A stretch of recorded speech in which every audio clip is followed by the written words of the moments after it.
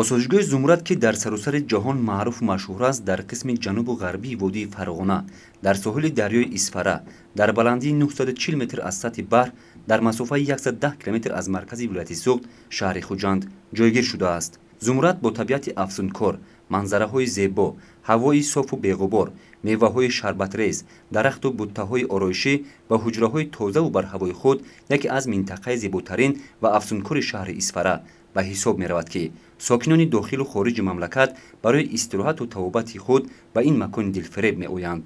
ман маҳмадова зульфия мусулмоновна аз шаҳри панҷаке мебошам. ба осоишгоҳи зумрад 13 сол боз инҷониб мебиёям. бисёр одамои хуб беҳтарин доранд, муомилаашон хуб, пешвозгириашон бениҳоят наст. ман 5 сол боз грижа диск барои ҳамин меоям, ки ҳаминҷа 2 сол ба як бор мебиёям барои табобати ҳамин сӯмӯҳра. пас аз инҷа омада рафтан худаман бениҳоят наст ҳис мекунам. имрӯзҳо дар осоишгоҳи зумрад меҳмонон истироҳаткунандагон аз тамоми гӯшаи канори ҷумҳуриямон ҳузур доранд.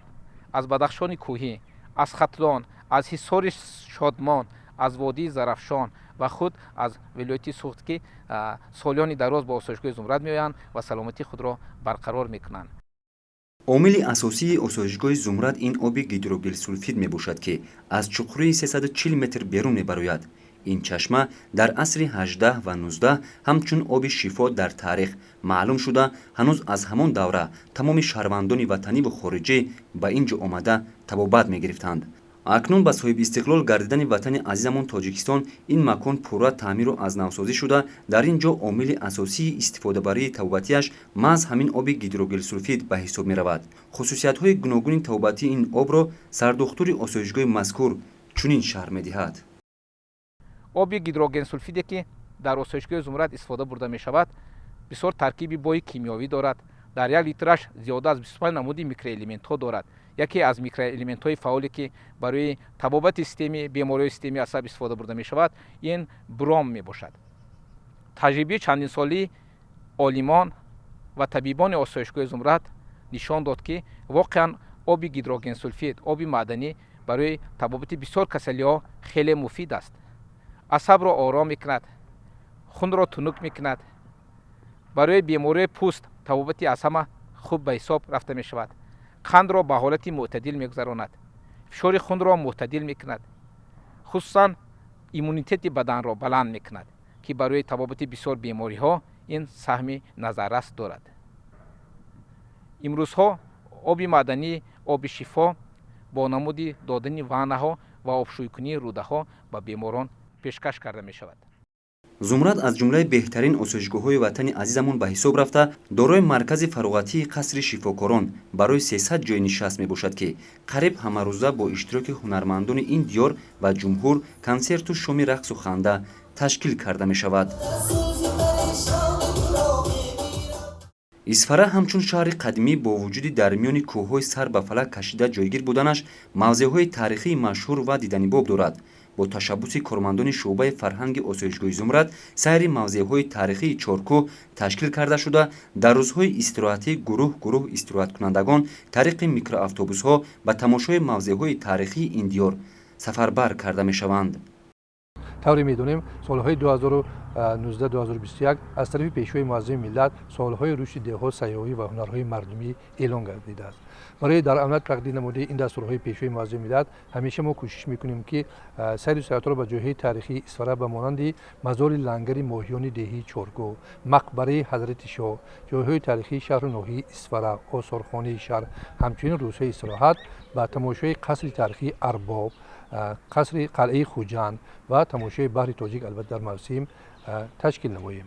хулоса якчанд рӯзе, ки истироҳаткунандагон дар осоишгоҳ истироҳат мекунанд, дар баробари табобати ҳаматарафа ҳамчунин метавонанд бо таъссуротҳои хушу гуворо аз осоишгоҳ ба назди аҳли оилаи худ бозгарданд.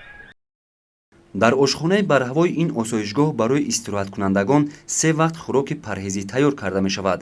аз ин рӯ аз ҷониби масъулин дар ҳудуди ҳамин осоишгоҳ 4 гармхонаи замонавӣ, ки дар ин ҷо бисёртар маҳсулоти хоҷагии қишлоқ ба мисоли помидору бодиринг ва дигар намуди сабзавот парвариш карда шуда ва ниҳоят ба мизи истироҳаткунандагон пешкаш мегардад.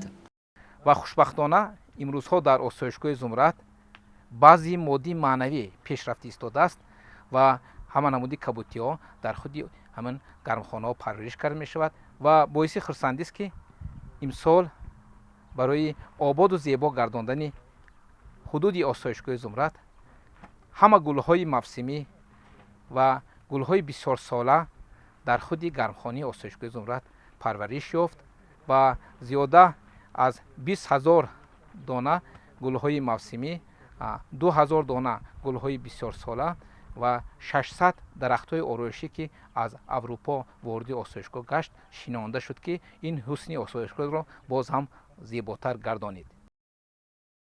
бо эълон гардидани солҳои 2019-2021 ҳамчун солҳои рушди деҳот, сайёҳӣ ва ҳунарҳои мардумӣ барои кори ҳаррӯзаи ин осоишгоҳ як такони ҷиддӣ бахшид.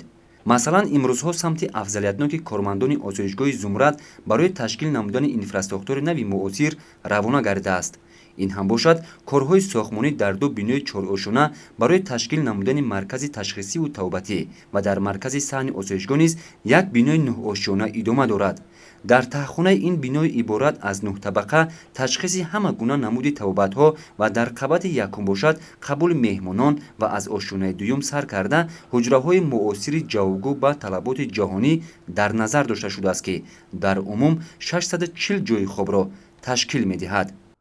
инчунин дар осоишгоҳи Зумрад сохтмони амфитеатр барои 600 ҷой барои гузарондани ҳама намуди маъракаҳои фарҳангӣ хусусан дар фаслҳои тобистону баҳор, як бинои нави замонавӣ, ин ҳам бошад ҳавзи обозӣ доимӣ амалкунанда болои пӯшт ки хусусан дар осоишгоҳи Зумрад ҳавзи шиноварӣ воқеан намерасид ва ман фикр мекунам ки баъди ба истифода додани ин бино ҳам тарзи табобат хусусан бемориҳои стумура, бемориҳои банду буғум, ин яке аз омилҳои асосӣ ҳисоб меёбад барои ҳамин обози шиноварӣ ва сифати хизматрасонӣ. аз он ҷумла самаранокии табобат баъди ба истифода додани ин бино боз ҳам болотар мешавад.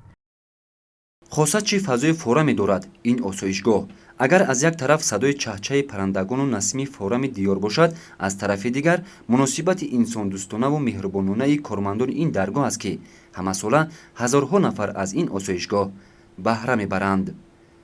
иброҳими неъмат, муҳаммаднабии мирзораҳим, шаҳри Исфара, ҷаҳонамо.